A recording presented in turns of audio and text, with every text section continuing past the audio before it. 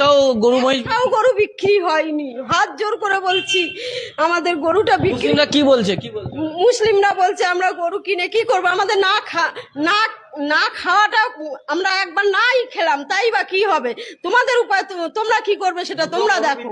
আর ওদের থেকে তো ক্ষতি তো আমাদের বেশি দুটো গরু বিক্রি হয়েছিল, সে দুটো গরু ফেরত হয়ে গেছে, বলে গরু নেবো না, তোমরা আমাদের এখানে রাস্তাঘাট ধরে মারছে, আমরা গরু নেবো না, তোমরা পৌঁছে দিয়ে যাও, তোমরা যা করবে করো।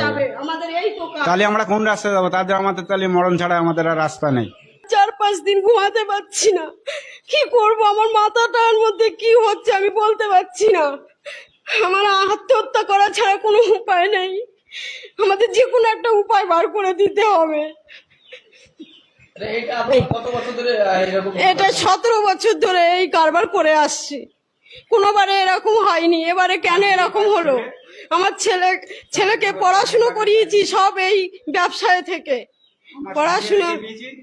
সেই পড়াশুনো করে সে কোনো চাকরি বাকরি পাচ্ছে না, না পেরে তা ওর বাবার সঙ্গে খাটালের ব্যবসাই করছে, কাজ কর্ম করে। ও একটা বিয়ে পাস ছেলে, ও গোবর ফেলা কাজ করে, কেন করছে? পেটের দায় করছে, কোনো চাকরি নেই, তা কি করবে, তাই করছে। তা আমরা তার অন্য কিছু করি না কো, এই ব্যবসা নিয়েই সব কিছু। যে কোনো রাস্তা একটা আমাদের বার করে দেখ, না দিলে আমাদের কোনো উপায় নেই। আপনার এখানে কতগুলো গরু আছে? আমাদের গরু আছে কতগুলো? 42টা গরু মোষ। আমরা কি করবো? আজ ব্যবসার উপরে নির্ভর করে লাস্টে না পেরে আমরা এই ব্যবসাতে লাভলাম, তো আজ ব্যবসাতে লেবেও আজ এই অবস্থা। আমরা কোথায় যাব? আমাদের মৃত্যুবরণ ছাড়া তার কি কোনো উপায় আমরা খুঁজে পাচ্ছি না। সরকার, আমার বর্তমান মুখ্যমন্ত্রীর কাছে আমরা এই সাধারণ জনগণ হিসেবে আমাদের এই আর্জি জানাচ্ছি যে আমাদের বর্তমানে কিছু একটা সুরাহা করুন।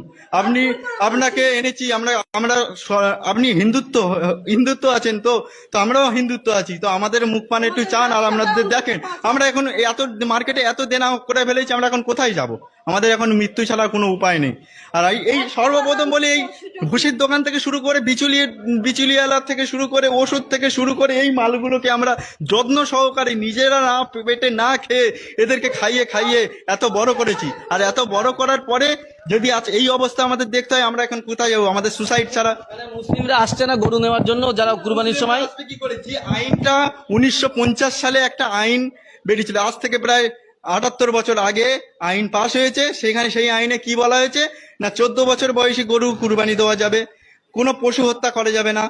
এই সমস্ত আইন তো এত বছর, আমার জন্ম হয়নি তখন, তো আমি সেই আইন হয়ে আছে, আমরা তো কিছুই জানি না। তো এখন সেই সব আরো পেছনের যত সবকিছু বাইরে আসছে।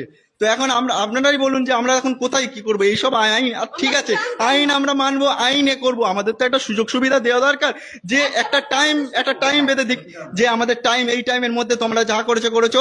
আমরা তো এখন জানি না, এখন যেহেতু সবকিছু, আর এইসব মালগুলো আমরা এখন নিয়ে কি করব? এখন সরকার সরকার সুরাহা করুক, এই মালগুলো নিয়ে আমরা কি রাস্তায় ছেড়ে দেবো? আর আমাদের যে পাওনাদার আছে, আমাদের যে আমরা যে দেনা করেছি, তাহলে আমাদের উপরে সবাই তো জুলুম করবে। এখন তো এসব দেখবে না যে তোমরা এই মালগুলো এনে কি করেছো না করেছো, আমাদের দেখবে না। আমরা কোথায় যাব? সরকার এটা সুরাহা করুক, আমরা এটাই চাই, আমরা আর কিচ্ছু চাই না। আমাদের দেনা মুক্ত করুক সরকার, না হলে আমাদের মৃত্যু ছাড়া আর কোনো উপায় আমরা খুঁজে পাচ্ছি না। এখন সরকারের কাছে এই আমাদের আর্জি। আমার নাম কৌশিক ঘোষ, আমি এখন গ্র্যাজুয়েশন কমপ্লিট।